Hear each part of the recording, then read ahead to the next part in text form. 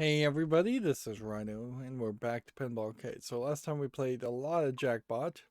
It is a more advanced version of Pinbot, but honestly I think I'd still rather play the classic Pinbot a lot more than Jackpot. Today we're playing Mary Shelley's Frankenstein, which is on the Pinball Arcade Steam's image, its background image that I'm looking at on my second monitor.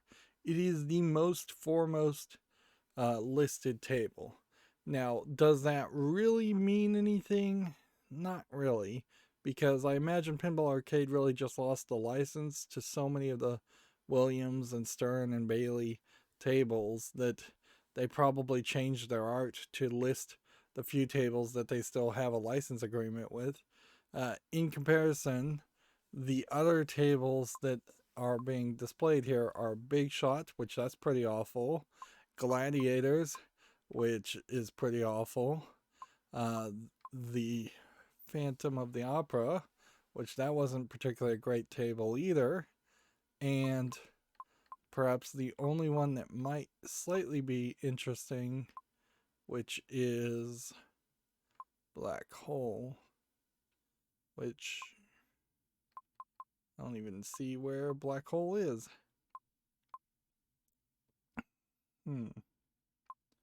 Feel like we must have played Black Hole and skipped over it. See, here's Black Hole way back here in the 80s era. So, yeah, it's been a while.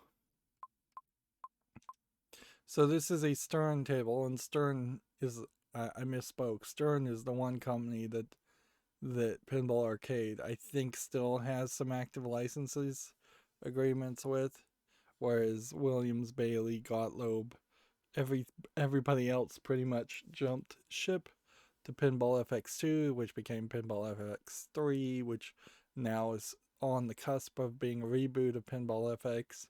And I wouldn't be surprised if we see even more tables created from that collection of producers. This artwork does not particularly appeal. The idea of Frankenstein in general is gonna take a little bit, like, that's a very odd sound. 1995 table. It's gonna take a little work to turn such an old book that was turned into an old movie into a more modern pinball table. In my opinion, we'll see how well they did it. Mary Shelley's Frankenstein 1995 is a deep and atmospheric table designed by John Borg. This Sega produced table, which is interesting. We haven't seen Sega produce any other tables. As a video game company, Sega barely even produces video games now in 2021. They have the occasional Sonic game, and they kind of will publish other third-party developers' games every now and then, but not even that much. This oddly must be the closest case of a Japanese company, since Sega is a Japanese company, to have any involvement with Pinball 2, considering how there's definitely not not the not any other like Japanese centric or themed tables that I've seen. As far as I can tell, zero ever were created. And that seems crazy, but it also makes a lot of sense considering the size of pinball tables and the lack of square footage in Japanese, in all of Japan generally. Sega owned almost all the arcades in Japan, come to think of it. So if there was any Japanese company that was going to make arcade games or pinball games, it would be Sega. But in 2021, after the pandemic, they've kind of shut down their arcades too. Well, anyways, this Sega produced table, released in 1995, features interesting modal gameplay. Modal, that's a big word. Spectacular music, and a fully animated Frankenstein monster that actually throws the balls across the playfield during multiball. Mary Shelley's Frankenstein was also one of the only pinball tables to use an oversized 192 by 64 pixel dot matrix display. They're using that phrase DMD.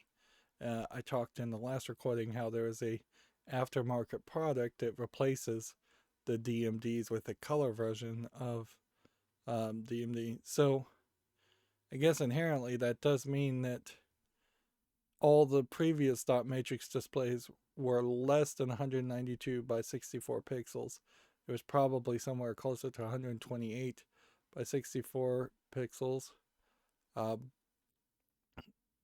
And still single color, monocolor, whether that's red or yellow or what, I imagine still.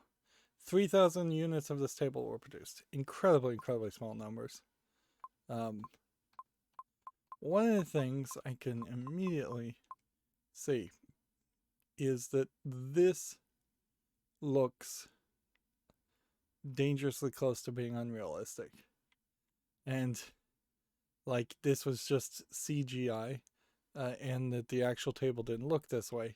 Which, in all fairness, that has been true for all of the tables, but Pinball Arcade has done an amazing job of making the tables actually feel like they are real and making all the art feel like it's real. That was apparently an advertisement for a better sound system. This dot right on top of his head feels a little weird. The scars are gross. The hands and the arms being backward are weird looking. Here we can see a slightly wider table. But see, here's the problem. Even in modern times, if you were going to put speakers on your setup, you're going to then cut into the space for a display, because you could put speakers behind the display, but it wouldn't sound particularly well. Ideally, what you would want is a sound bar on a modern table. That way it could simulate a very small cone of audio targeting just from the edge of this point to the edge of this point, and as back as far as a normal person would stand. And you could simulate full surround sound, surround sound with like a sound bar. And that would be a potential thing where you could certainly work with Pioneer or Bose or any other company to brand sound bars instead of just stereos, for at the very least a left, a right, and a center with extra codecs to make it sound like there's things above you, behind you, in front of you. Above you with a second sound bar wouldn't even be that crazy of a thought. Let's see, we've got a lot of imagery from the movie, which is going to be kind of easy to forget that there is even a movie around this.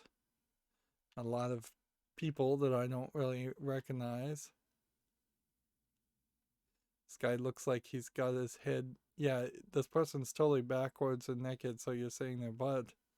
Which, the amount of nudity on pinball tables is actually shockingly low. I don't even know for certain if the Playboy table actually has nudity in it. And I believe there's probably only one other instance of actual male nudity on the table, and it was a Michelangelo's David. Nope, I think there might be two other instances. In the movie, there's also this Bride of Frankenstein type character introduced. There's the guy naked again. Well, they've got him 3 times shown. I don't know why you would have what is basically a throttle accelerator launcher. I guess it's the idea of pulling the switch and turning on the electricity. I don't know if this is something like, that lights up. Like, it couldn't really be a speaker. I was talking about in the last episode how it would be nice if pinball tables could actually save its state and you could come back a week later and continue playing. And it did occur to me that if you were going to integrate Bluetooth into a modern pinball table, which would make sense. So you could have Bluetooth headphones and play in silence if you want. Then any Bluetooth connection to headphones or a cell phone would effectively act as a good enough key to verify that you are you, and you should be allowed to go back and play your previous game. And you probably would just charge again, frankly.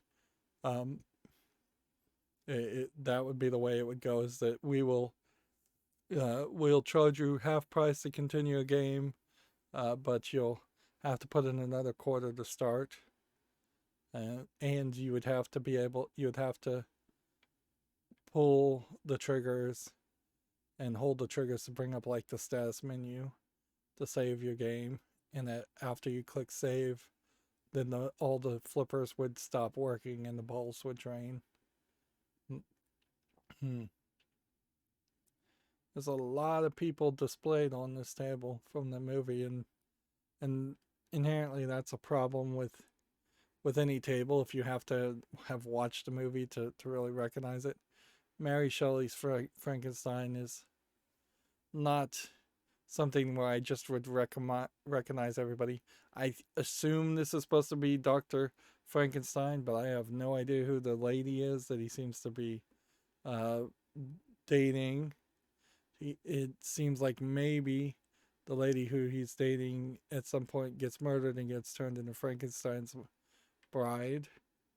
This is one of these tables where there's some standing targets here that seem to be nicely angled. You have a sink target that might be a little hard to hit and probably shoots the ball out this way. And then you get into a four-way pop-up bumper like Whirlwind. Some more standing targets here. And then a sink target here with a cross shot. And then a cross ramp that doesn't go in directions that I normally would expect it to go. It kind of seems like it either hits a wall and then bounces back up all the way this way, or it hits a gate and sinks down into the forest. And then this ramp seems like it does a full loop. There's a sinkhole here that you shoot for a jackpot. They had to take a lot of space up for this robot with the tilting head. I did like the tilting head concept in Party Dudes, but also in Party Dudes, or whatever that table was called. I think it's called not Party Dudes, but Party Zone. Yeah. The guy in Party Zone was not scarred all over the place. Then you have a fairly steep ramp up here that seems to shoot the ball up with some diversion gates, and will either go all the way over here, or maybe there's a way it goes downward and lands up in here. So left all the way to right, and then some other way to get up to there. It's weird. It seems like the ramps are disconnected. They are. They're just on top of each other to save space, which I guess that does, in general, save some space.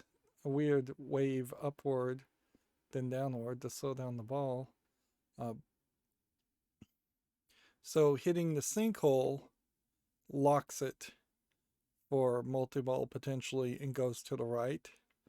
And hitting the ramp just slightly to the right goes around and goes to the flipper on the left. So it's going to just be these two left flipper shots over and over again. And then there's some more standing targets. Certainly, just seems like too many. I do have to just appreciate the simplicity of this skill shot launcher, though.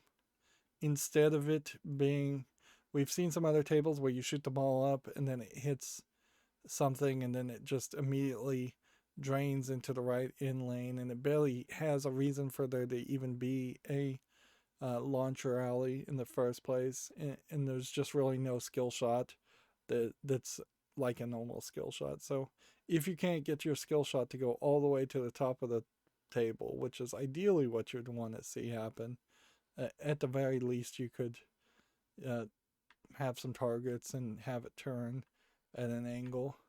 There's also a gate up there. I just noticed it. Seems like a loop would shoot into that sinkhole. So they've worked very hard on this table to make it so that it's empty in the middle playfield and lower playfield, so they could then flood it with art, which honestly, if I had a table like this, I might consider just a full-on reskin aftermarket modification, because there's just too much art going on here. Plus, since I don't care about Mary Shelley's Frankenstein, I probably would think it would be more fun to have a Universal Monsters Frankenstein with just more cartoony Frankenstein type characters and with bolts out of his neck and things like that. Where is Sega's name on any of this? So, absolutely nowhere. Like, notice this table doesn't have the barcode thing too, so not every table had to have the barcode. Yeah, there's like no branding that I can see on this table at all from anybody. I don't see Williams, I don't see Stern, I don't see Sega. You'd think that they would sneak that in somewhere, but yeah, it's pretty much completely missing. Not even like a copyright. I guess it's all just on maybe the screen, and if we were to just look at the screen forever, which the screen does seem to have some differences in brightness as far as a single monochrome color, which I still don't think the color DMD aftermarket unit could just use brightness signal to determine which color is supposed to be which color, though. That would still not really work. Or which black and white thing would be colored away if there was ever color data in the signal. I'm not 100% sure that instead of like an HDMI in or a composite in or some kind of video in to these dot matrix screens, I'm not 100% sure that there aren't literally pre-programmed images in the screen component and the rest of the pinball circuit boards, because they are so separately TriStar Pictures copyright is so far the only copyright I've seen. I wouldn't be 100% surprised if it is a much more dumbed down signal that's being sent by the other circuit boards to the dot matrix display, and then the dot matrix display decides what it is going to display. It wouldn't be insane for you to send, say, one digit that is between 0 and 255, and that would indicate a specific image to show, and then you sent another digit that's between like 0 and, let's say, 4 billion, or no, it'd have to be like 400 billion or higher, and that represents the score number.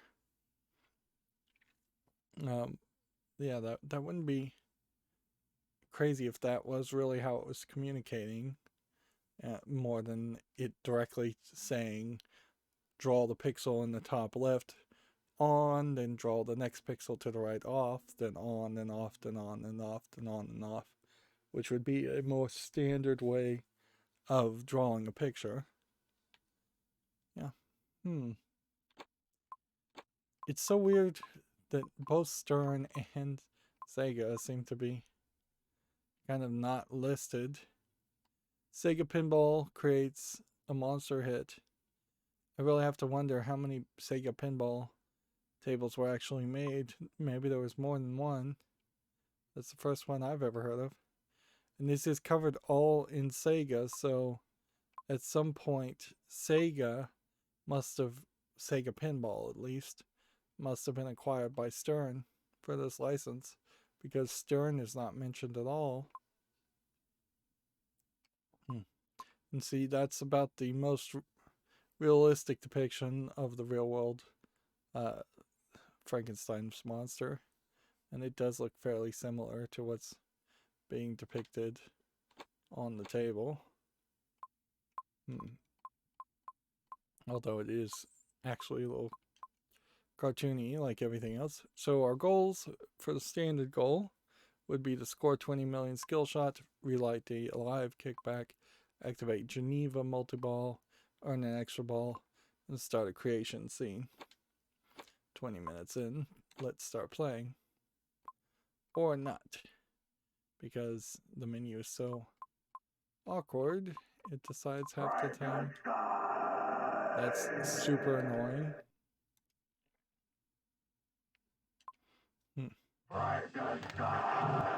It's gonna make that sound every time. So, film soundtrack or Edgar Winter's Frankenstein. So that we select different music. There's the 20 million skill shot. And I don't know if there was any timing there. Difference. Or one letter towards the Geneva Multiball. And we've heard him call the lady Elizabeth. I'm not ready. In a funny way, I would have to say, just the fact that this is based off a movie probably is going to make Elizabeth as a character much more important. Hey, my name's Geneva. Journal of JFK, I don't know if that's John Franklin Kennedy or someone else.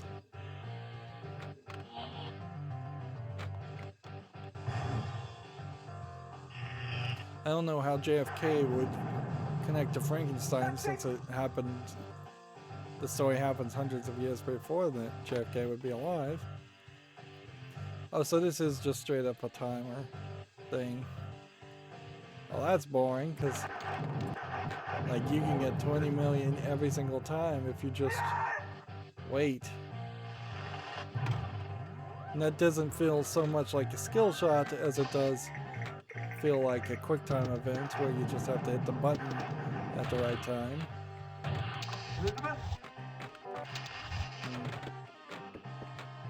I think I might be able to get away with having the table a little bit better angled. I'm still very much not enjoying almost every angle that exists. Either one is too one way or it's too the other way.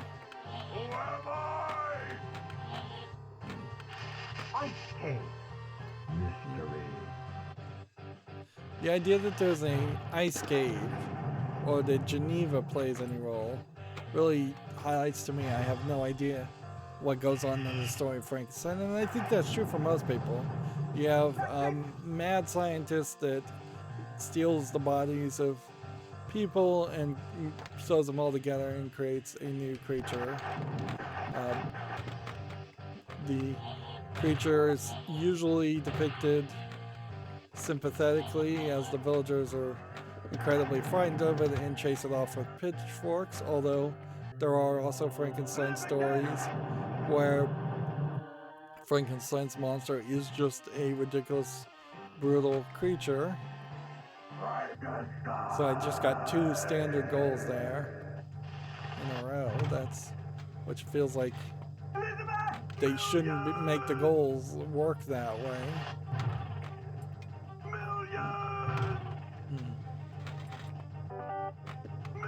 And I have to question whether there's another.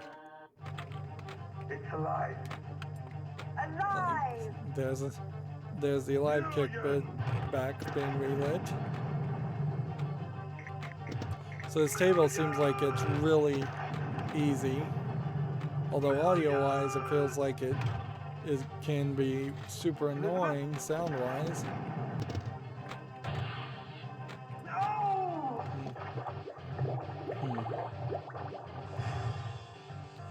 Now, with Pinball Arcade, though, even if you do get all the standard goals in the first game you play, you very often, we've seen, are then required to do wizard goals that have such huge difficulty spikes that it's not like you'll ever pull them off, regardless of how hard you try. This table does have a ball saver, it does have a kickback, it doesn't have a central peg. I don't think we've yet seen any table that has all three, which maybe you don't need all three, and maybe it is just a little excessive. We also haven't really seen a table with a kickback on the right side, which for an industry that totally was built around the idea of more and more gimmicks, it says also shows how greedy pinball developers really were, in the fact that they never would use a gimmick that potentially lengthened the amount of time you would be playing a game, which, as pinball was failing in the 1995 time, that would have been the next thing to do, is to say we're gonna program easier games where you can play longer and make that a real sales pitch. Twice as long pinball tables, 6-ball pinball tables, go back to 5-ball at the very least. And those are often features any arcade owner could have implemented, but unless it's made as an obvious sales pitch, it doesn't probably get people in the door to the arcade in the first place. It's alive.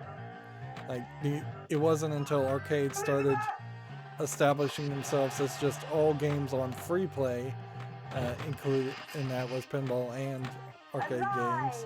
It was only at that point that it started to be a somewhat attractive offering for individual arcades. And still, even now, there are arcades where not all games are on free play.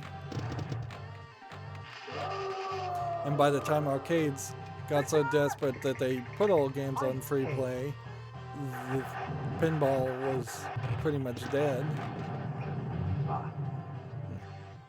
There's Geneva Multiball, the last standard goal.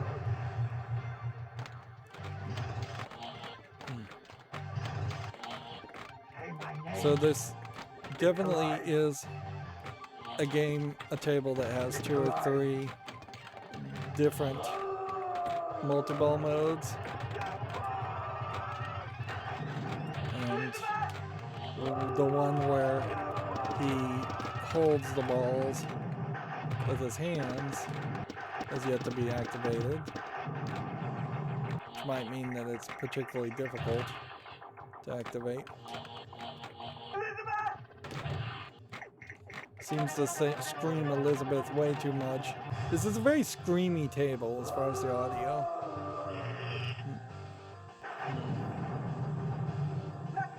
And we're gonna have to run an experiment after this game to see if the audio is being affected because I have the menu audio turned down.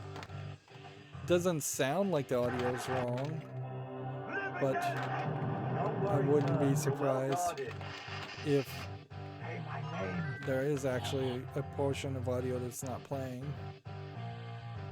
So, this does sound alright. It's the audio selection that's the problem. It's not the audio production that's the problem.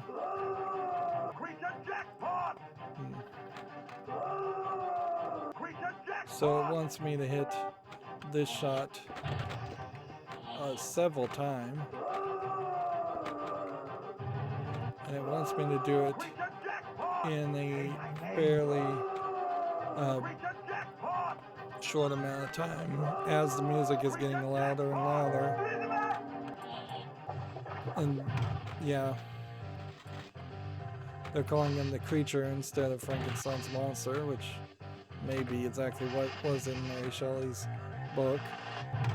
This movie may have been very accurate to the book, but did that really matter to most people? I don't think it did. I think by 1995, people would have been much more interested in just another Universal Monsters Frankenstein, a Halloween costume Frankenstein. Lock is lit. Like, at the core of it, this is very similar to just a Beauty and the Beast story. You must help me. So he started a partial multi-ball with his hands.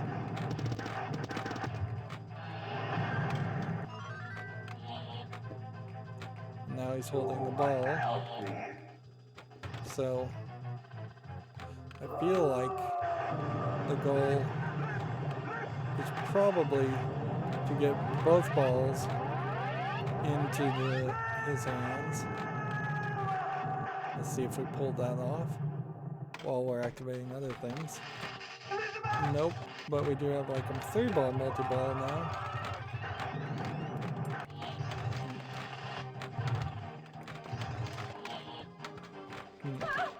4-ball multi-ball. And it's launching potentially more. 5-ball multi-ball.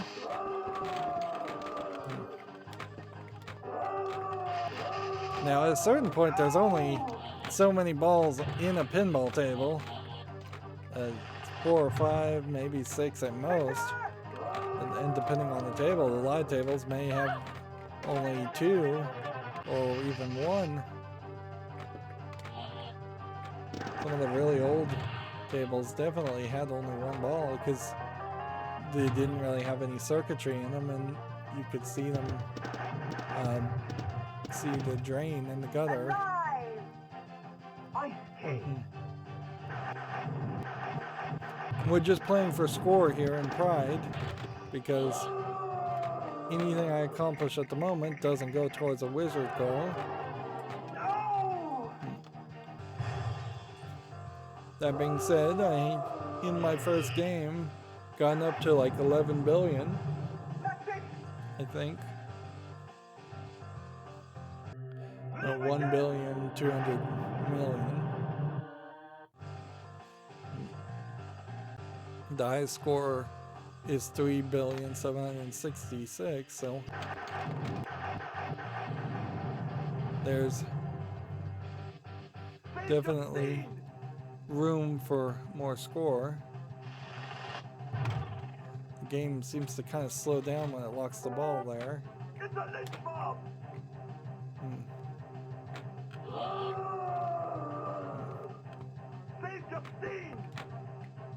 Elizabeth?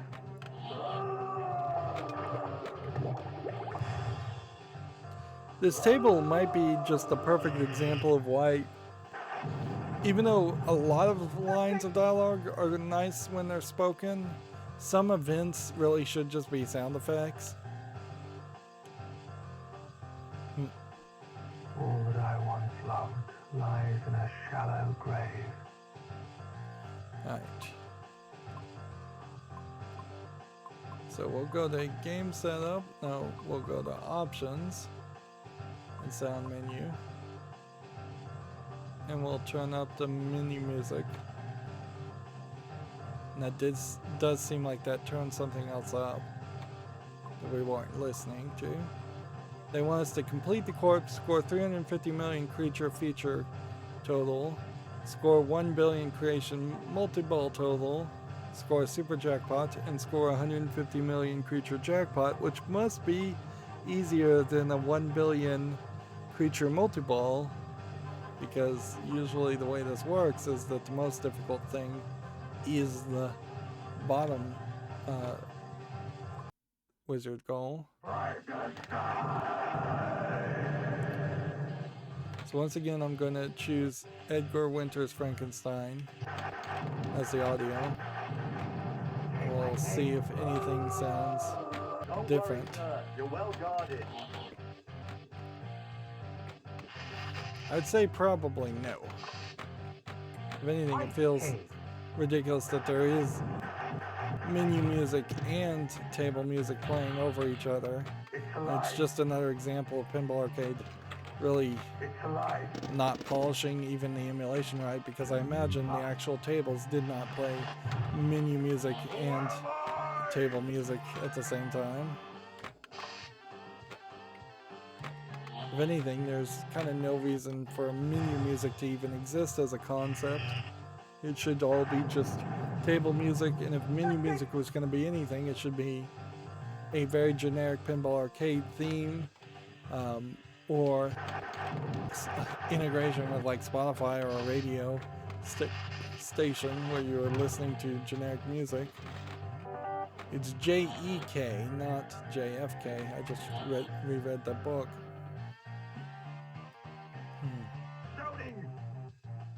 Which, no idea who J.K. is.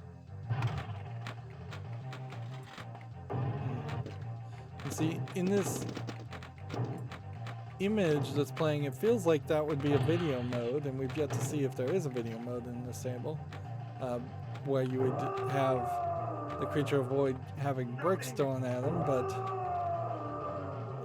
it's not. It's just a animation. I think the message of Frankenstein very much fails to be delivered in almost every implementation of it.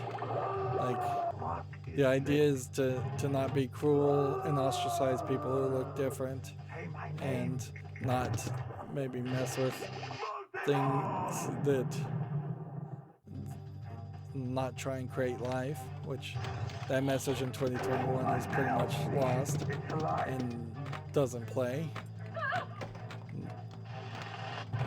because we totally would clone humans if we had so a need to do so.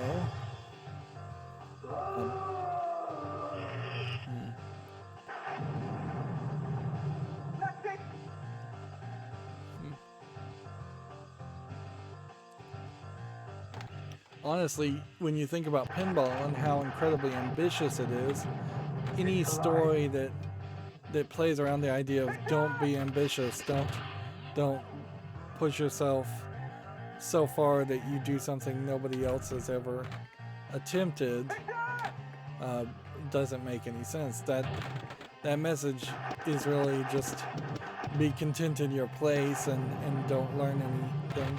It's kind of an anti-science, anti-experiment message. And if you look at Frankenstein as just an anti-science story, then you see a lot of the imagery in Frankenstein as being just nasty propaganda. There's plenty of women out there who've had mastectomies because they had breast cancer that have scars like the scars on Frankenstein's body. There's plenty of other people, not just women, but plenty of people in general that have had cancerous limbs removed and ended up with scars. Plenty of people that got run over by cars and trains and such and had to be stitched back together and survived.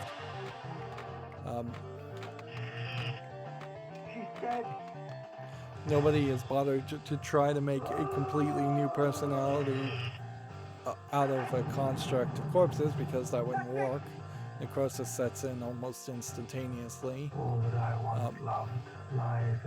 Nobody has really tried to clone people, because there's plenty of people. Let's try to film soundtrack this time. There's enough people on the planet already, and no specific person is that important that we would want to clone them. But we are trying to clone organs to make people healthier and replace failing organs. And like, there might be some people out there that have specific blood where being able to clone their blood might be useful, but there's no reason to clone a whole person that way. We're in 2021 on the verge of being able to safely transplant organs from pigs to human, which will save lots and lots of people's lives, including many diabetics who may be able to get new, I think, pancreases, and many people with failed kidneys who have to go on dialysis and have their blood filtered several times a week. Probably will eventually help blind people and lots of other people. Might take a while before we could grow a whole new arm for somebody, but internal organs failing are much worse than losing the use of one arm. Don't get why the game slows down like that. We've seen that with other tables where sometimes it just takes it so long. It's almost as if it's loading something into its memory, which I doubt that's really what's going on, because I doubt there's a hard drive or anything inside of a pinball table. It's probably all the information is more than likely stored on static memory, ROMs, and RAM.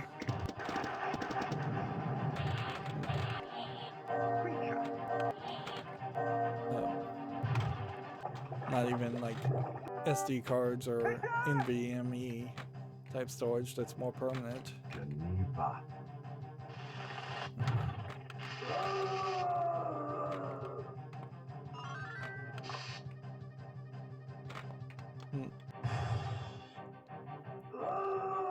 And I would gladly look like Frankenstein's monster any day to stay alive. And I think most people would too, but that feels like that should be the message if you're gonna make a Frankenstein story, is that this person is glad amongst the struggle there to just be alive again, and he embraces life to its fullest. And maybe you slightly cover the cruelty of people not accepting him, but I wouldn't focus too much on that, because that's just a nasty tale of nasty people.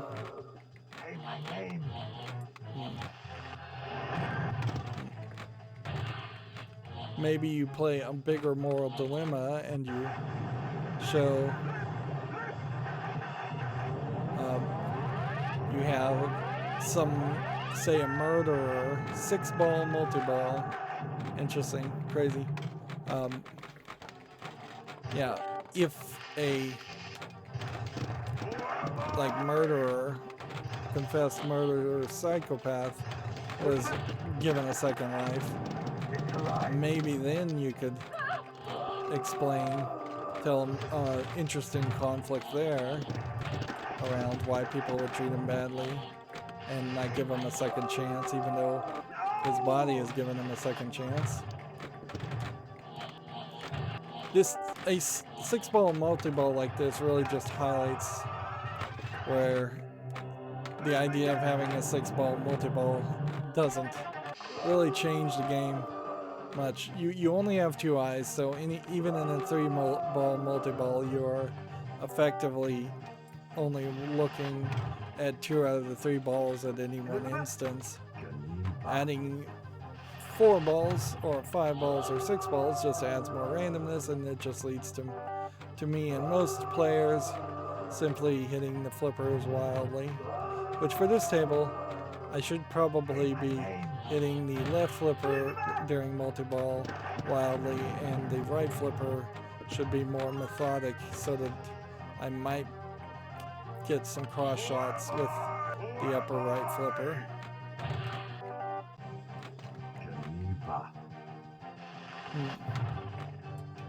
I almost would like to see a table like this do an entire play of Frankenstein.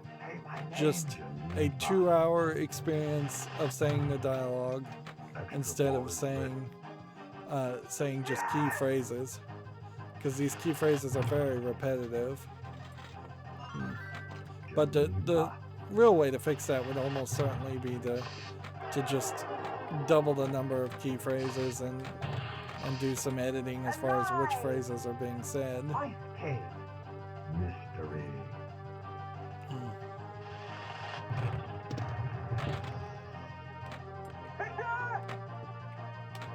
This cross shot. It doesn't feel like shooting up the loop and then hitting the cross shot does get you a special reward for the ice cave.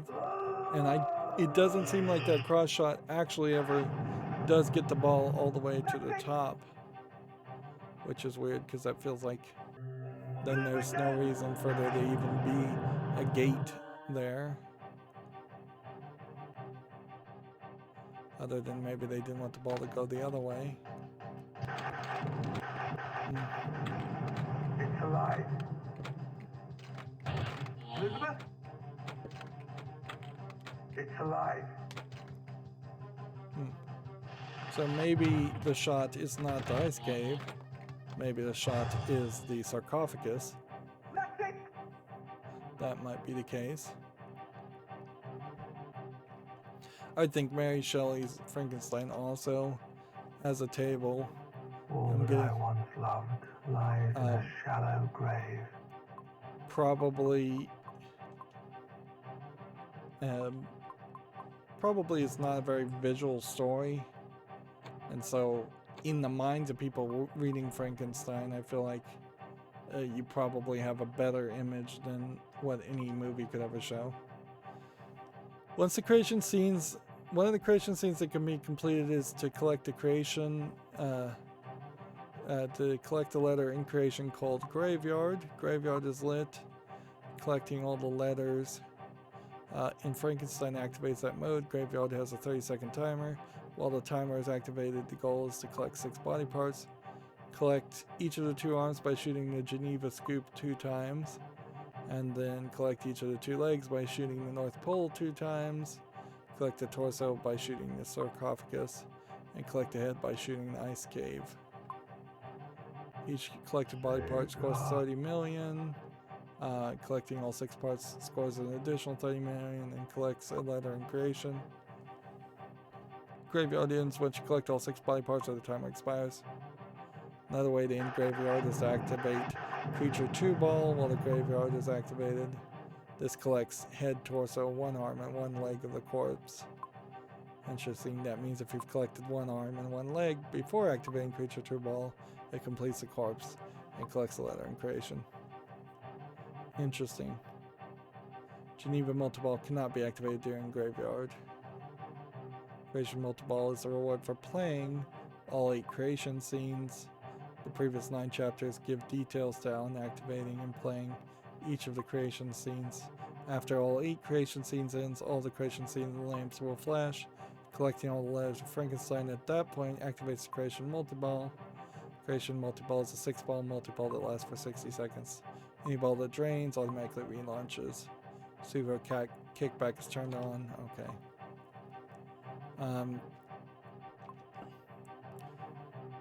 Another creation scene is Creature Feature. When that is lit, collecting all the letters activates a 30-second timer. While the timer is activated, the goal is to collect all the letters in Creature. Each ramp collects a letter in Creature. The first ramp shot scores 20 million. So we've been in that mode, and that would just be very difficult. Although, once again, if you activate Geneva Multiball 2-ball, then that ends that mode, this time not getting a letter or helping you fix it. Lynch Justine.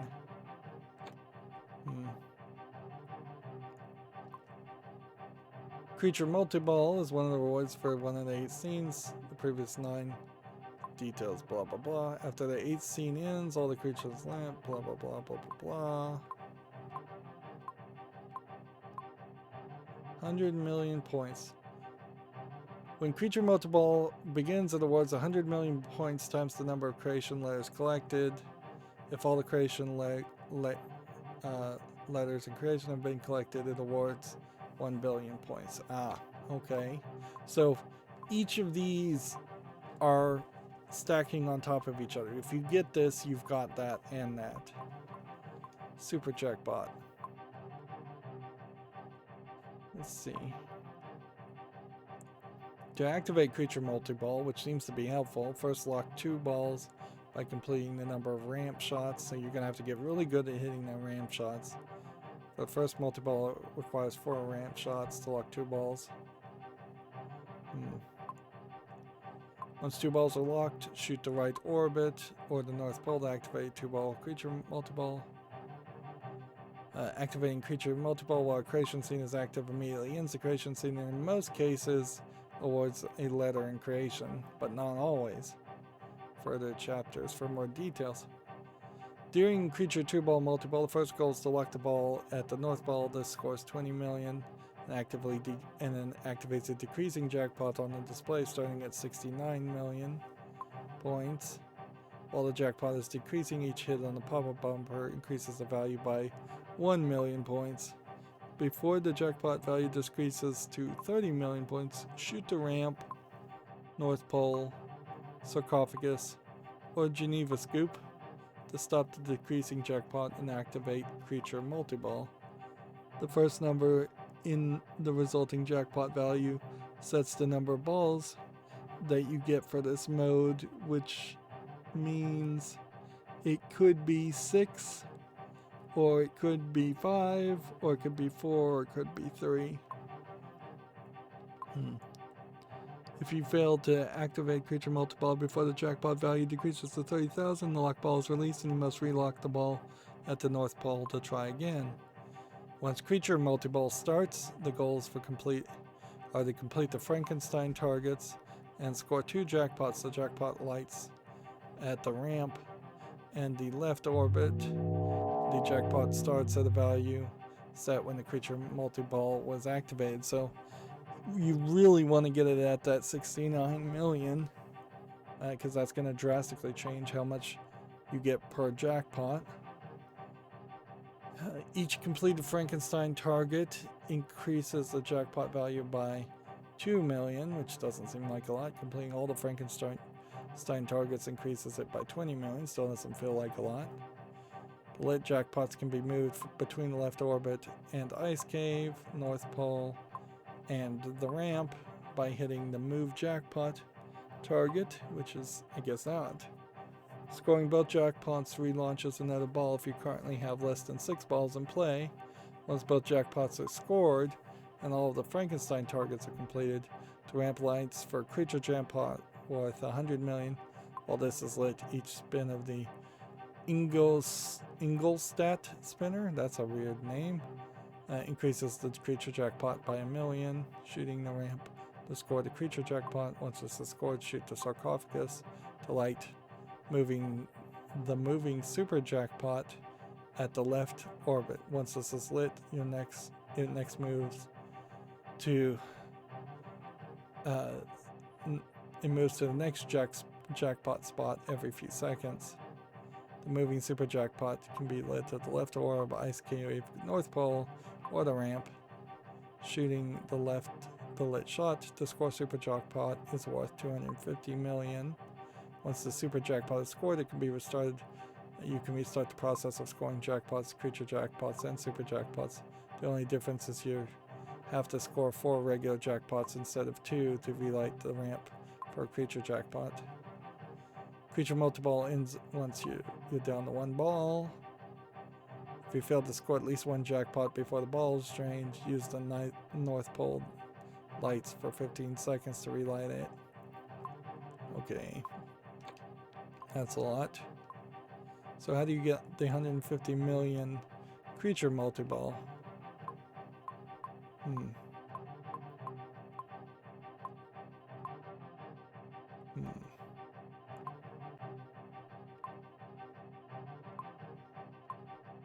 This is what we were just reading.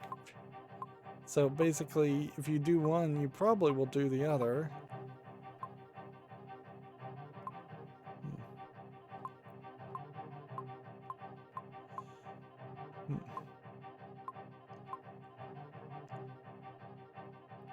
creature jackpot goes up to 100 million. And then you need 50 spins to get it up to 150 million. Maybe.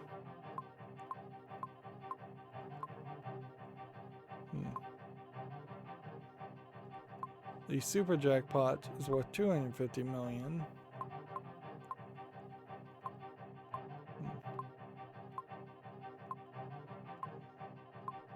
This is a slightly too complicated table at this point to even know that this would be how it would work, and a lot of what you're doing is overlapping, so it really is just excuses to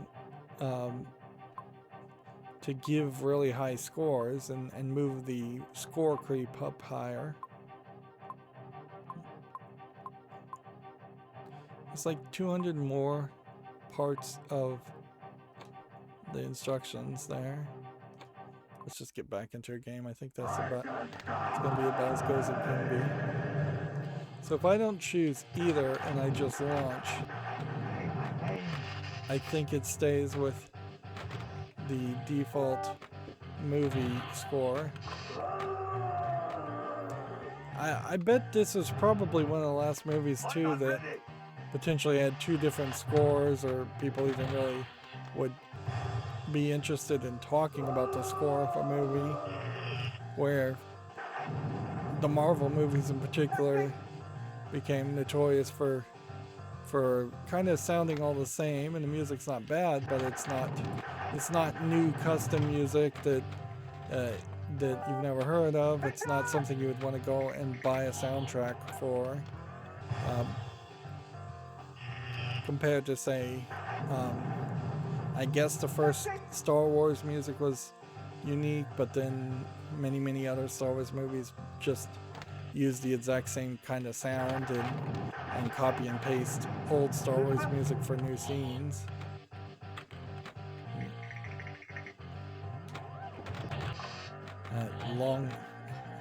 A late delay there on that top right flipper. That's in part because there's just so much going on this table visually.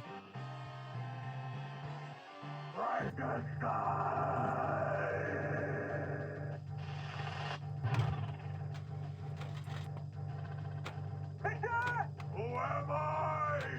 So.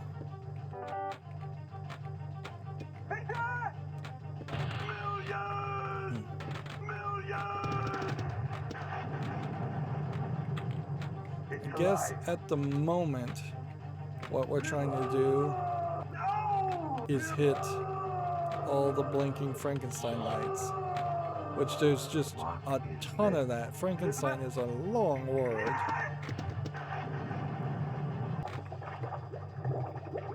And they don't even use the word monster, which I don't think, I suspect that's the case too, is that in the movie they never called him a monster. They only call him a creature.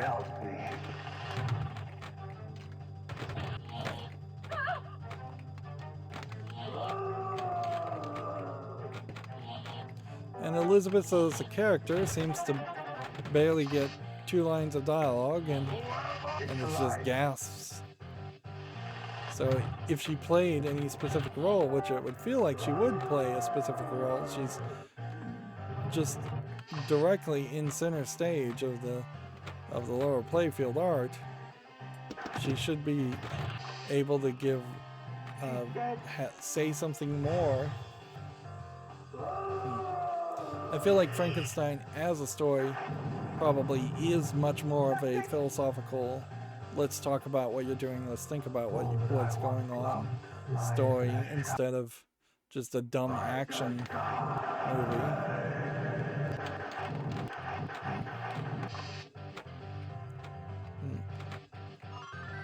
Although, almost certainly, if they were going to try and remake it these days, they would try to turn it into a dumb action movie. And Universal did try to reboot the Universal monsters, and they didn't get to Frankenstein. They failed at the Mummy, and and Tom Cruise.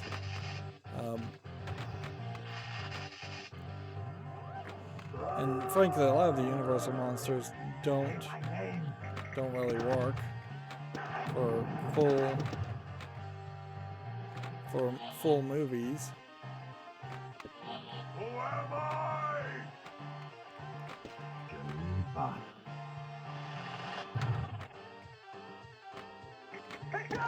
They made an Invisible Man movie. I don't know if Universal did it. I don't think Universal actually did do that one. And that was a different story, and it had the Invisible Man using electronics instead of chemicals to make himself invisible, which, okay, that modernizes the story slightly. It doesn't really change that much. But the Invisible Man is another story that just does not translate to modern time, because the Invisible Man is a tale of an anti-hero, like somebody you definitely don't want to turn into the hero of the story, doing horrible things, and being driven crazier because of, once again, science and discoveries. Which that recurring theme that if you discover anything in science, you'll be driven crazy is just kind of anti-intellectualism. It's like, I don't believe we have ever heard of any real-world scenario where a scientist has gone crazy because of his discoveries or done experiments unethically on himself to such a huge extreme that they've turned themselves into monsters. The worst case scenario, you could say, as far as scientists, is that they've been influenced by budgeting and by being pushed to publish journals and studies that prove something new. And we have this growing issue in the scientific community now where less and less of the published journals are successfully being able to recreate and peer review the studies that the scientists are doing, because the scientists A, don't have time to peer review and recreate the studies, and B, there's just bad reporting and unethical lying going on as far as the results, and so they've like manipulated statistics or something to make it look like something succeeded when it really didn't. And inherently that is the whole point of peer reviews. It's not that somebody pushes out a paper saying, hey, this scientific method is great and it always works. It's that then other people can go test it and verify those claims. It's alive.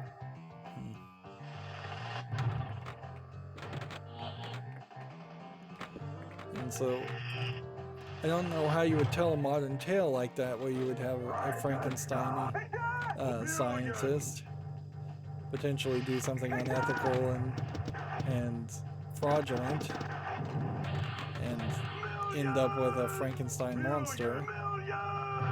Unless you make a movie called Frankenstein where there literally isn't a monster. I also suppose modern movies do have something that is a Frankenstein's monster type story, but it's almost always a robot or an AI. So, like, that movie Her, for instance, is basically a Frankenstein story. And even the Terminator movies are basically a Frankenstein story.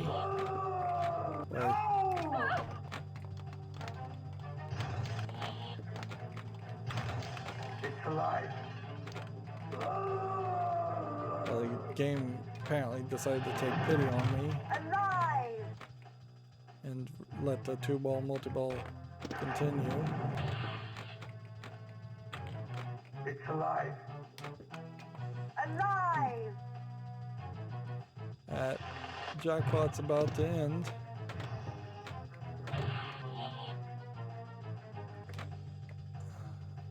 I'm in 2-ball multi-ball. I needed to launch earlier. Now I'm gonna get a 5-ball multi-ball. So that would mean I need to do the thing to get one more ball, ideally.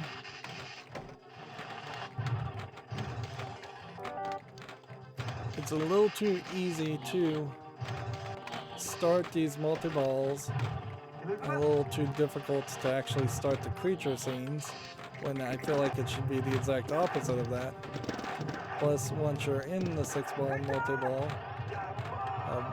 then you're pretty much stuck in the 6-ball multi-ball until you decide to stop being stuck in the 6-ball multi-ball and let the balls drain out, or until all the balls drain out on their own accord.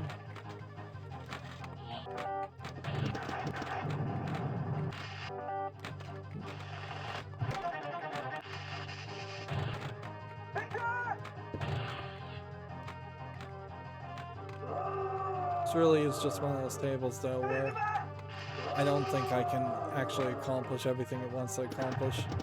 There's far too many standing targets that are at different angles.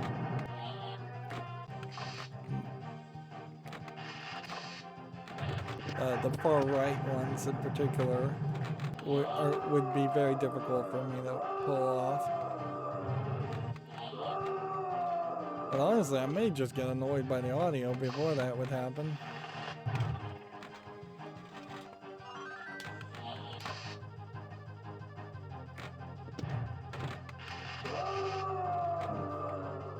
What I think a table like this would need is some multiple places where you could hit the same letters and light more letters. Kind of how Pinbot allows you to hit the colors in a couple different places to fill out a grid.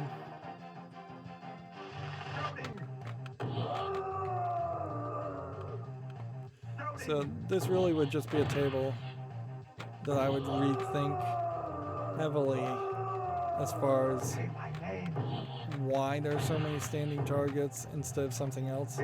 You could easily have replaced all of them, or almost all of them, with slingshots, and then the slingshots could act as a single standing target. And then that would make it slightly easier, but you'd still have like 4 different places you have to hit.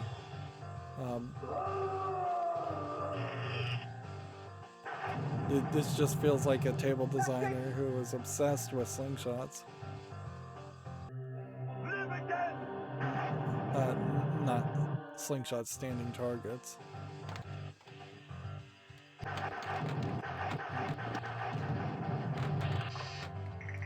It is a boring, easy skill shot.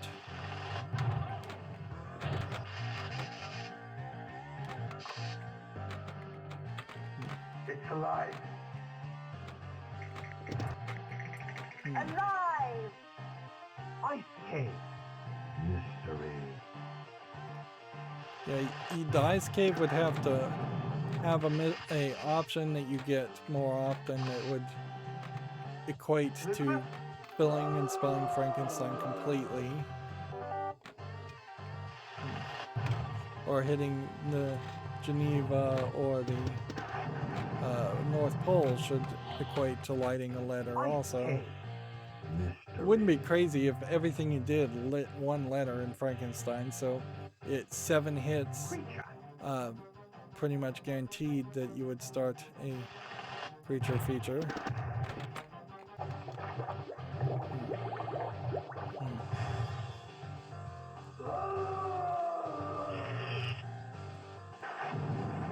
Yeah, and I think an hour and 10 minutes into it, I'm not interested in this table at all.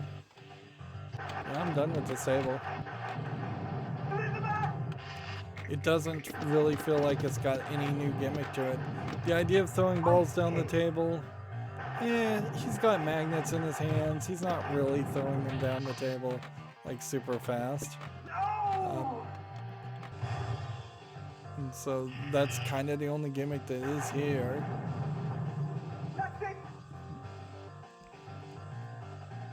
And then everything else is just on the music, which the music itself sounds fine, but the sound effects sound horrible. It is a very heavy rock soundtrack, so I wouldn't be surprised if some people criticize the movie for having that. And that might very well explain why they have two soundtracks for the movie.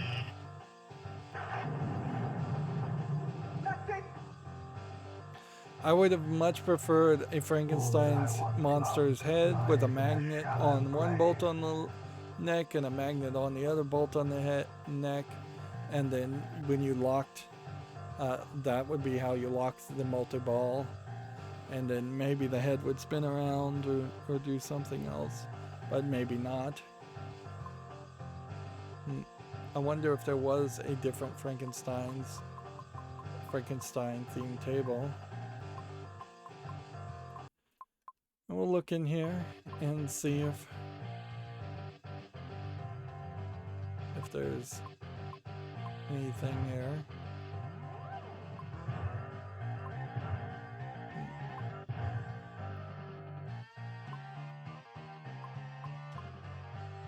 Because this is a Sega table, there may not be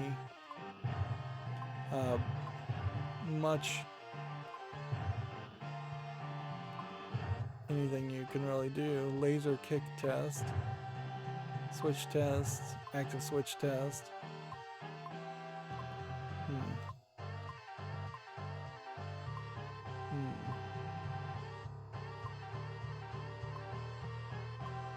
Yeah, it seems like you have to go through everything, so there may not even really be any settings here.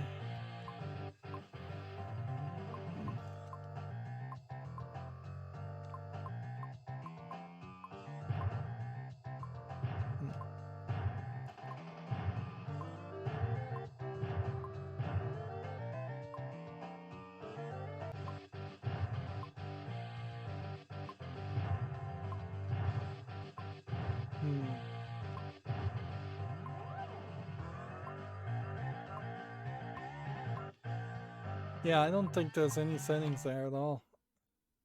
From the looks of it. That just feels totally wrong. And it feels like maybe the game is taking its sweet time. So if we're just going to quickly go in here with ball control, let's see. What we'd have to do is to prepare ourselves, we would have to go up that and be ready for a 2-ball multi-ball. It's alive. Which the kickback would not let us cheat that. So otherwise,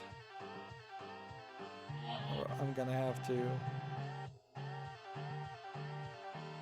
hit this, hit the 2 here, hit the 2 on the right, hit the 3rd one, and I can't do it here. And the ball just does not want to go up the table, so hitting the 2 here is not doable.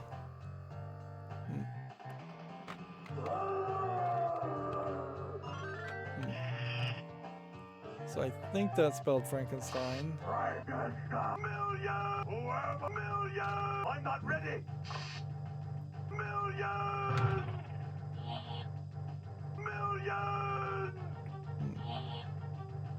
And the standing targets on either way of the ramp also plays a role.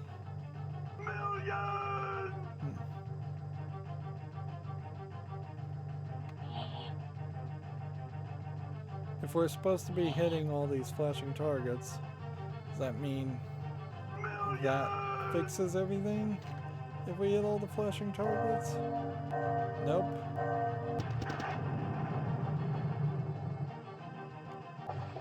And that was the end of that. And so, Say my name. either I'm supposed to then respell I'm not ready. Frankenstein for the next mission, which I think is the case. Elizabeth?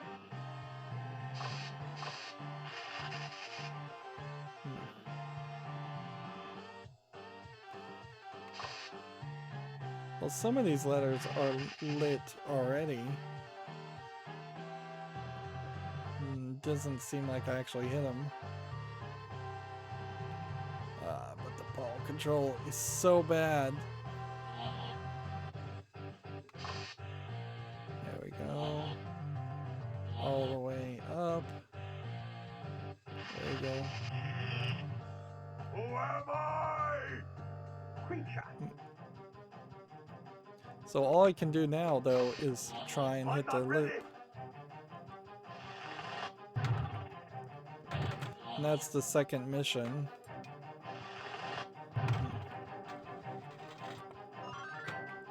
And so what would you do is just like hit the ball.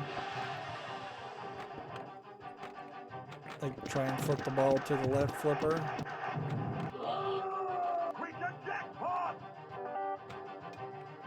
But see, then as soon as you miss, Geneva. I think there is just a big problem with having all your shots be on that far right and so easy to miss and potentially put you up a ramp that would eat away at your time. Because you basically need that North Pole sinkhole to be able to launch the ball very fast so that you can play it again.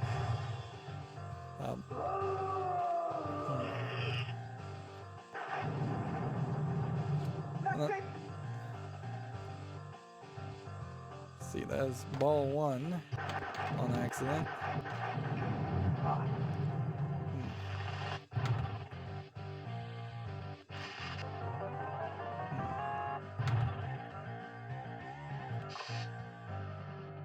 There's two letters.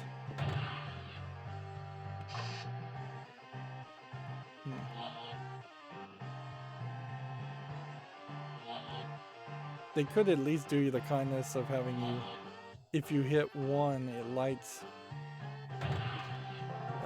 the other in the group. But they're not doing that, so every little angle.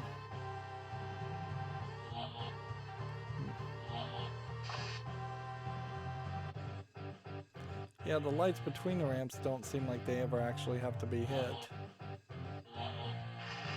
Which then really does make it feel like they're unnecessary additions, and this is just really, really terrible table design.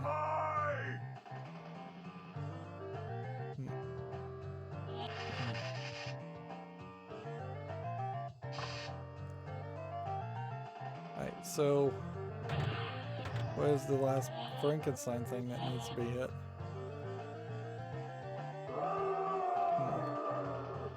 Everything looks lit.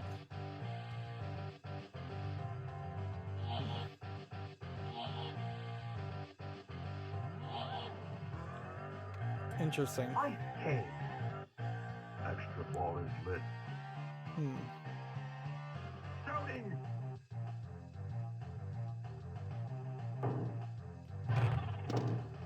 And so, are we in a mode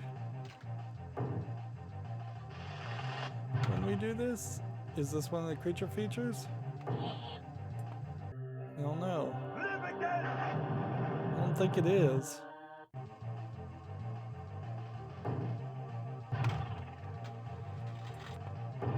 So like, I'm really confused as to,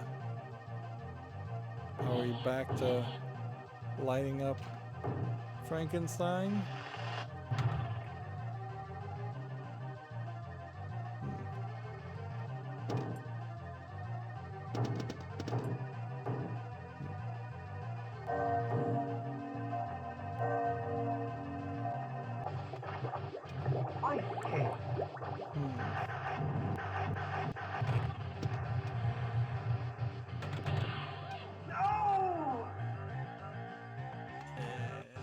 there goes our second ball. There's like a whole row of quests here that it just doesn't seem like you're gonna likely, or I'm actually gonna likely ever be able to pull off.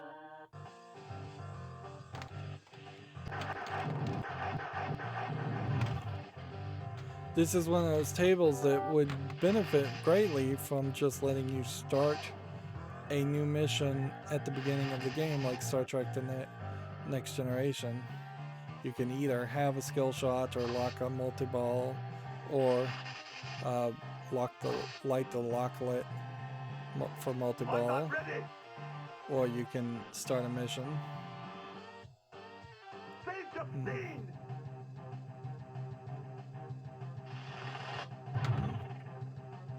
Shoot the orbit. So there's another female character called Justine that's not Elizabeth. Interesting. And she basically plays very little part in the story.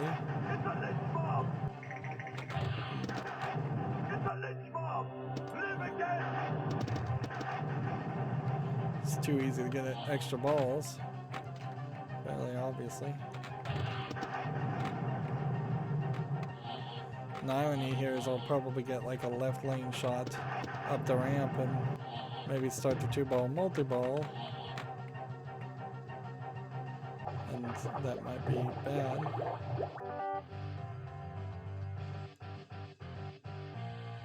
Geneva.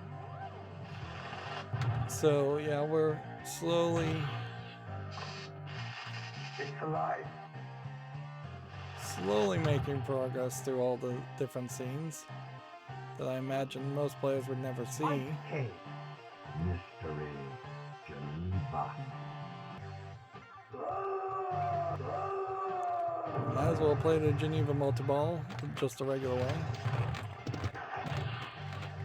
because might as well have a little fun with it. Plus I'll let my thumb rest a little bit on the ball control.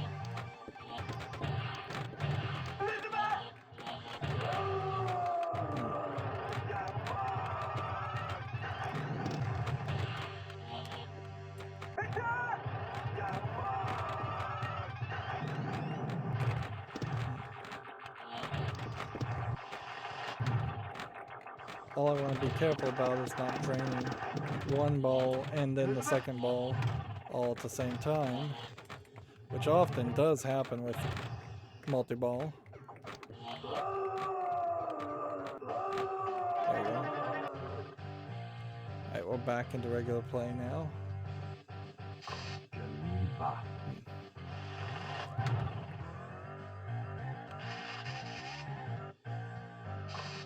I'm not ready. I guess Geneva might have been where Frankenstein's monster seems to think he's from.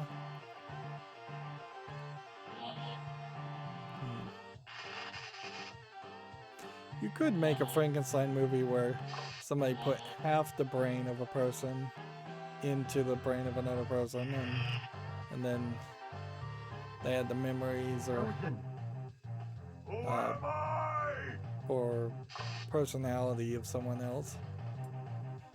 Even multiple brains for split personalities, but we have like horror movies like that. I believe that was the first time I've even collected letters, so the idea of collecting all the letters seems really undoable. See, that was just a simplistic hurry up shot.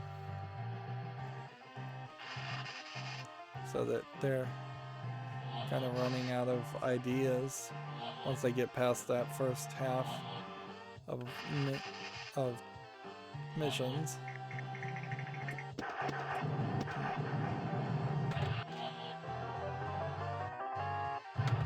I like how the animation shows whether a pop-up bumper is lit or not, and shows how much that scores. It's another example of tables hiding scoring so they can be modified later, and if need be, instead of old school pinball tables that would have had like 100 points written directly on top of the pop-up bumpers.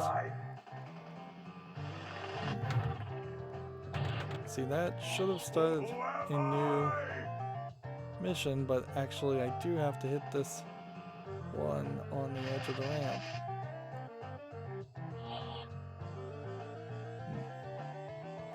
Where's the other thing I'm trying to hit then? Oh, there is a third stop there. Electricity is the key. So there's a jackpot shot. And I hit it once. Say my name. I don't know if we are supposed to be spelling Frankenstein again. Doesn't seem like it. I'm not ready. Right. So there's a loop far to the right, which we'll see how to do that. And that got me one letter.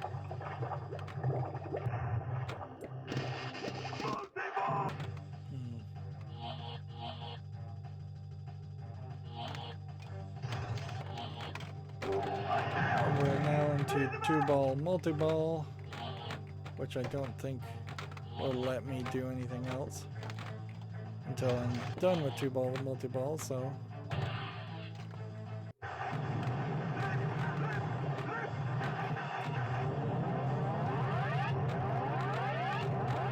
Now we're at a 6-ball multi-ball, which I drained the ball while all that flashing was going on.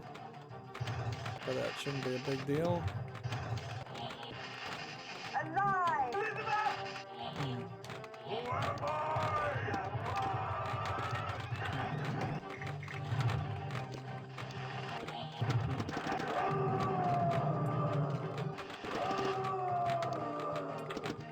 It's alive. I'm noticing that the flipper, It's alive. the Frankenstein lights are still lighting up, so that lot hitting Frankenstein lit the creature jackpot. Alive. And then, so now we're trying to get up the ramp on the right. So much for that.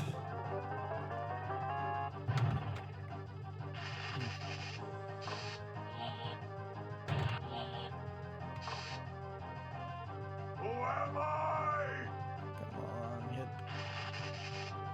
hit more of these.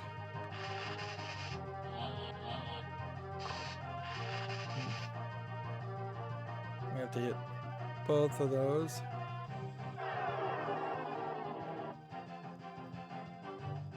I honestly don't think this ever makes it all the way past and around. So it feels like there's a whole loop on this table that's underused or never used.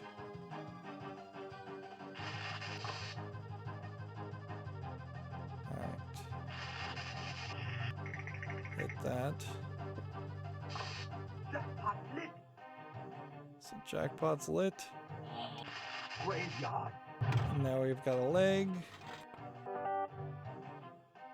Seriously, don't ruin me on this. Graveyard. Seems like the body part mode unlocks way later than I thought it did. Graveyard. So we now need the ice cave and the sarcophagus. Graveyard. It's all ice cave now. Didn't feel like it was pointing the right way.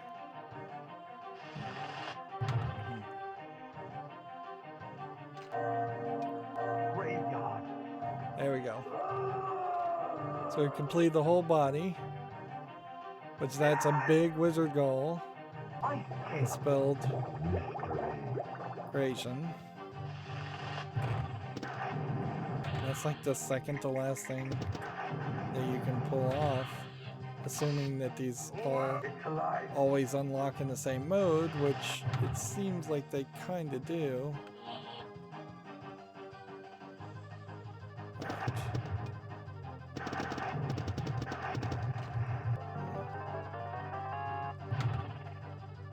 So just once again spell Frankenstein, I'm not ready. which is so insane for this last mode, Who am I? just so we can see it, since I'll probably never play this table. It's so crazy that this is the most foremost table you would sell yourself as far as Pinball Arcade. This little image. I would definitely pick Black Hole more than anything. That's at least an older table that I think has more relevance. Live again. Alright, what mode are we in? Everything is blinking.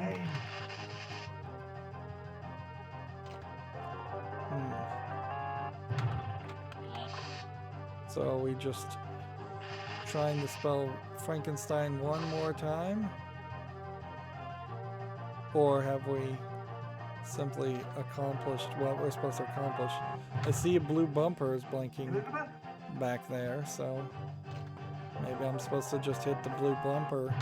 That would be kind of crazy. Can't even hit the blue bumper.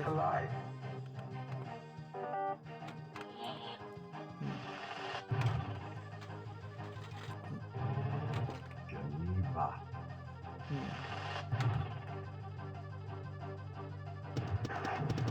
Alright, I hit the blue bumper. Now the red bumper is blinking. Is that seriously all this final mode is about? Is just hitting bumpers? No, that doesn't seem to make sense. So it's gotta be spell Frankenstein again. Yet again. They could have had the ice cave at least on 2 or 3 hits of the ice cave potentially start a mission, or the sarcophagus start a mission, or have a lot of random reward to start a mission. The sarcophagus starting a mission would have worked fairly well as a concept because it doesn't get hit that much. Who am I? Come on, dumb ball control. Who am I? Oh, this is just killing my fingers. Creature 6 balls.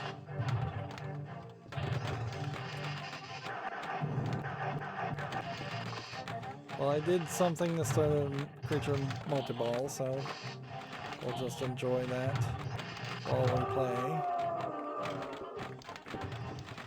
Now let me rest my thumb some more.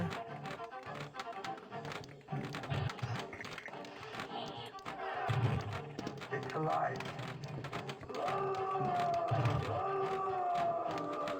Horrific screaming sound effects. Don't bother to scream.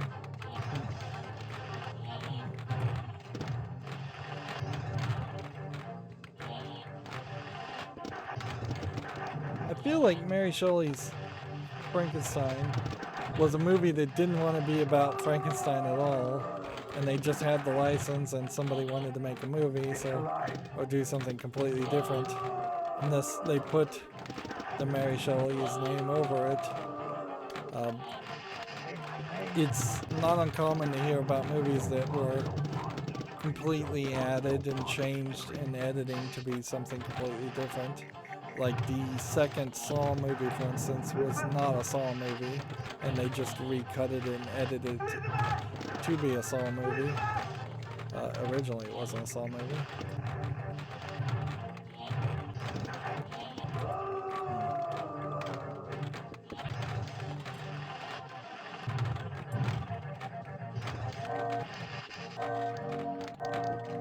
6-ball multi-ball can certainly have the possibility of failing miserably.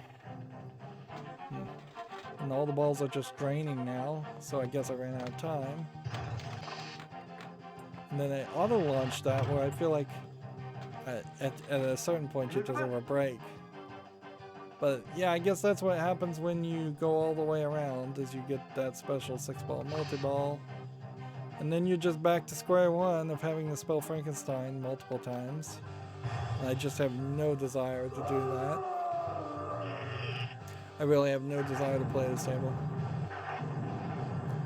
Like, thematically, not a lot wrong with this table. I think the audio thematically doesn't match with Frankenstein. I think you'd probably want more organ music or orchestral, like church music, period piece music, things like that. Probably. But the art on the table is way too extreme and very distracting. But it really comes down to the gameplay mechanics. And this might be a table where you could program out a lot of problems if there was an update at some point released, which clearly there wasn't, because they're not addressing just how insane it is to ask somebody to spell Frankenstein no less than 8 times, having to hit 10 standing targets. If anything, if you're gonna go crazy with a table like this, instead of having standing targets, you should have bumpers, because they could have the little lightning feel to it. If this was an 8 bumper table and there was a bumper where every single group of standing targets was, well, that would be crazy, and that would be something different and a bit of a gimmick. And then having a whole bunch of bumpers and 6-ball multi-ball would be an interesting selling point. Now, I'm not sure if in 1995 you could actually power 8 bumpers on a table, but you probably could. Like, I don't know how many watts a bumper takes, but I imagine it's more than you think. Even with all that cheating, though, I still only made it to the second highest score. Ridiculous. I would have had to get 200 million more. Alright, well, let's check the leaderboards and see where other people are and how many people actually played this. I'm suspecting not that many. Well, first of all, you've got either some way in which a lot of people can get a really high score, or this table maxes out at 999,999, which maybe it does. Otherwise, you've got a whole bunch of cheaters. It must max out. Although this is the worst instance I've seen of people being at just like the max score. And at a certain point, if you make a pinball table that maxes out at such a relatively low score, then it also means that a table like this is more of a speed run type game at that point, where you try to get the max score and the perfect game as quick as possible. And yeah, I don't know if too many people would be interested in that. It's weird that this is labeled as Stern when it was clearly actually Sega originally. I'm at 80,000th position with 1.3 billion, and that seems fair enough considering how difficult this table is for me. Weekly, playing this on a Thursday, I'm at 564th point, which that's not too bad for, well, weekly actually that's terrible. That is really, really low for a weekly score. And yeah, another person getting them up to the max, plus several others very close to the max. Monthly, We've got 3 people at the max, and I'm in the 1,413th position.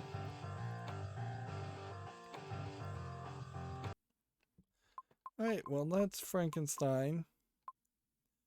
And we don't have another Frankenstein table to really compare it to.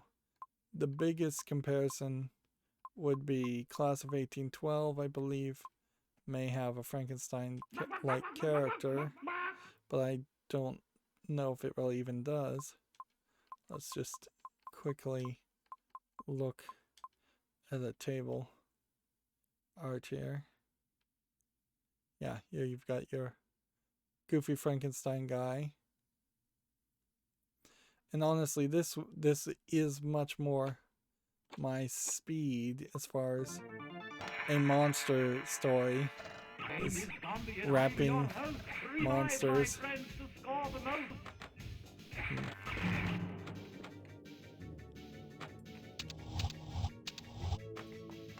Although arguably this table has too much table art too.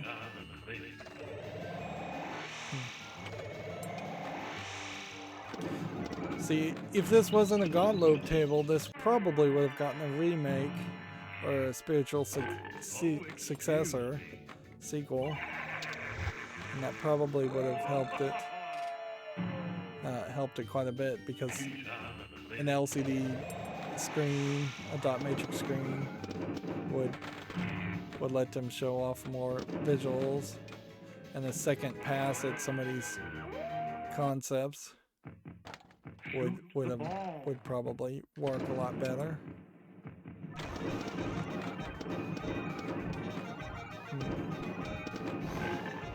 Of course, I guess this isn't really Mary Shelley's Frankenstein by any means. But in all fairness, I think Dracula as a book may be great, but for most people it is unimportant. And I think Frankenstein as a book is maybe great, but it's unimportant to most people. I think the Universal Monsters, the Scooby-Doo, the Ghostbusters type depictions of Frankenstein and Dracula are way more nostalgic and relevant. Elvira, here if we can look at her table, which we can't. Let's see, Elvira may have a Frankenstein character somewhere around here, but I don't really see one. It may be on the back glass where I can't look up to see it. Yeah. Yeah, there's a green creature in the back left that maybe is a Frankenstein monster. Although arguably even something like Gorgar is very similar type theme, or Terminator, or Phantom of the Opera. Like, it's usually fairly similar stories. There's some monstrous thing. Like, I think if we go back to Bram Stoker's Dracula, which clearly there's a pattern here that for a few years they were trying to make remakes of classic monster movies, and trying to make them serious and relevant again and visually polished. I think I would much rather play this table than Frankenstein, and this isn't even particularly a great table. The only part I really liked was the green mist magnetic ball moving around, and then every other shot sucked. On second thought though, because you have to hit this shot so often, like, I'd probably spend at most an hour trying to practice this table to get this shot up that ramp, and if I failed that shot and could never lock it in and pull it off, well, then I probably would go back to Frankenstein, because at least I can accomplish some things on Frankenstein. I barely could accomplish anything. Although, arguably, you take the feel of the Universal Monsters, and then you make them into new characters, and you've got Addams Family, and Lurch is on this table, or mentioned at least, and I think this is a much better shot, much better and much more interesting table. At least has that spinning bookcase gadget as being something unique. So yeah, I think there's at least 2, if not 3 different games that are sort of around Frankenstein's level that I prefer to play before Frankenstein. Anyways, that's going to be it for this recording. As always, I ask you to like, share, subscribe, comment, and watch every second of my videos. If you want a friend to follow me on any social media sites, there's a whole bunch of links down below. And if you want to support me further, there's a link to Patreon, or you can friend me on Steam and get me a game off my wishlist. Thank you for watching. Have a good evening.